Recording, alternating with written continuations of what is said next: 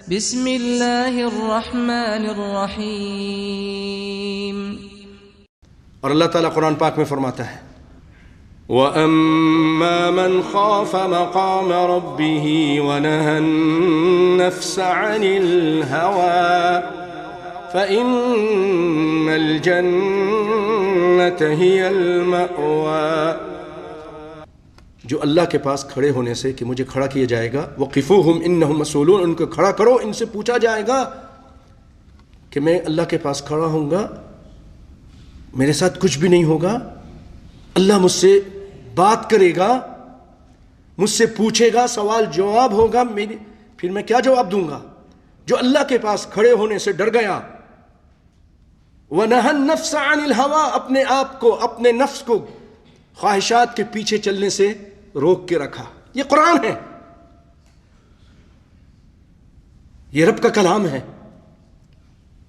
آج لوگوں کی عادت ہے ہر چیز میں کہتے ہیں اختلافی مسئلہ ہے، یہ بھی اختلافی مسئلہ کہہ دو، چھوڑ دو اس کو بھی۔ واضح آیت ہے بھائیو، واضح رب کا کلام ہے، واضح محمد صلی اللہ علیہ وسلم کی حدیثیں ہیں۔ جو اپنے آپ کو روک کے رکھتا ہے گناہوں سے کہ نہیں یہ نہیں کر سکتا، یہ سود ہے میں اس کو نہیں اپناؤں گا، اللہ اکبر۔ بڑے بڑے ناموں سے آج لوگ سود کو کھا رہے ہیں۔ الا من رحم ربی، جو اللہ سے ڈرنے والا ہے وہ بچ رہا ہے۔ اور بینک والے بھی بڑے شکلوں سے، بڑے طریقے سے ان کے سامنے سود کو، ربا کو پیش کر رہے ہیں۔ بچو بھائیو بچو، قبر کو دیکھو کہ وہ یا تو یہ جہنم کا گڑھا ہے، حفرۃ من حفر النیران اور روضۃ من ریاض الجنہ، اور اس قبر میں ہم سب نے جانا ہے، اور کس وقت جانا ہے کچھ پتہ نہیں۔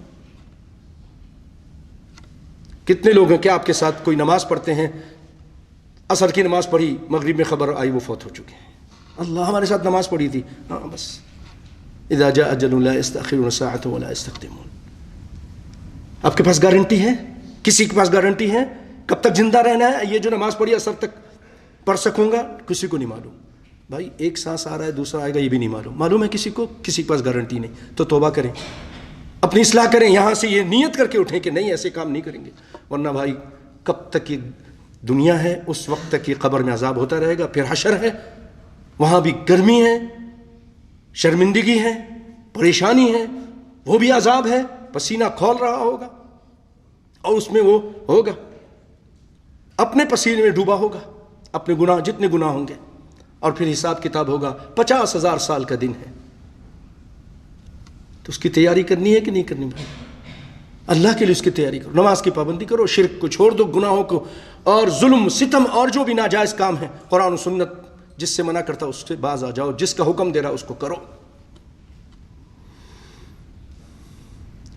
ہم روکھی سوکھی کھا کے زندگی گزار سکتے ہیں، لیکن بھائیو قبر میں جو عذاب ہے کیا وہ برداشت کر سکتے ہیں؟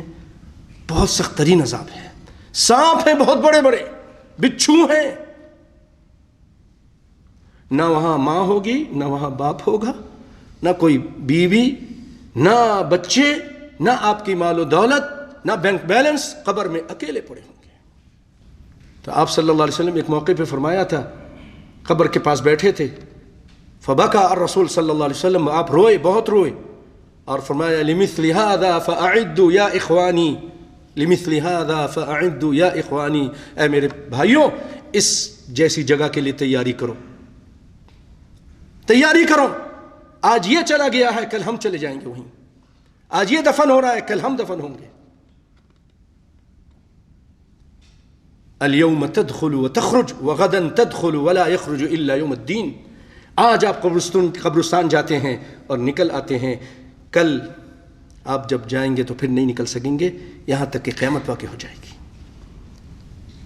اليوم تدخل حاملا، آج آپ وہاں جاتے ہیں کسی کو لے کر، وغدا تدخل محمولا، اور کل قیامت کے کل جو ہوگی اس دن جب داخل ہوں گے کسی کے کندھے پہ سوار ہو کے جائیں گے۔ تو اس دن کی تیاری کرو بھائی، ظلم ستم کو چھوڑ دو، ناجائز کاموں کو چھوڑ دو۔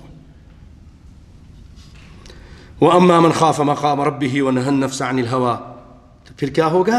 اپنے آپ کو جب روکیں گے گناہوں سے، برائیوں سے، اللہ اس کے رسول کی نافرمانی سے، فَإِنَّ الْجَنَّةَ هِيَ الْمَأْوَى، اس کا ٹھکانہ کیا ہے؟ جنت ہے۔